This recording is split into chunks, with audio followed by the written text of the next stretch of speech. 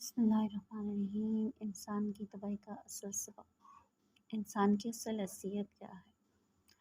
ایک انسان کی پیشانی کے بال خدا کی مٹھی میں ہیں، جب چاہے پکڑ کر گھسیٹ لے۔ زمین و آسمان کی اس سلطنت میں بھاگ جانے کی طاقت کسی میں نہیں، آپ اس سے پا کر کہیں پناہ نہیں لے سکتے۔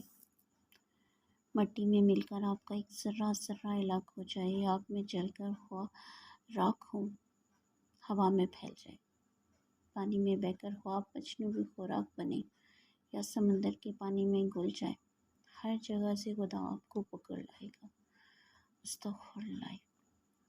ہوا اس کی غلام ہے، زمین اس کی بندی ہے، پانی اور اس کی مچھلیاں سب اس کے حکم کے تابع ہیں۔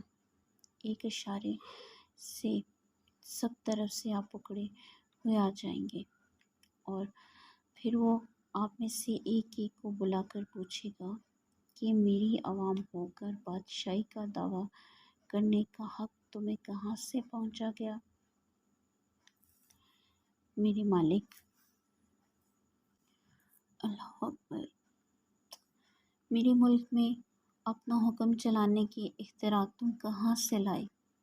میری سلطنت میں اپنے قانون جاری کرنے والے تم کون تھے؟ اللہ اکبر، میرے بندے ہو کر دوسروں کی بندگی کرنے پر تم کیسے راضی ہوگے؟ استغفر اللہ۔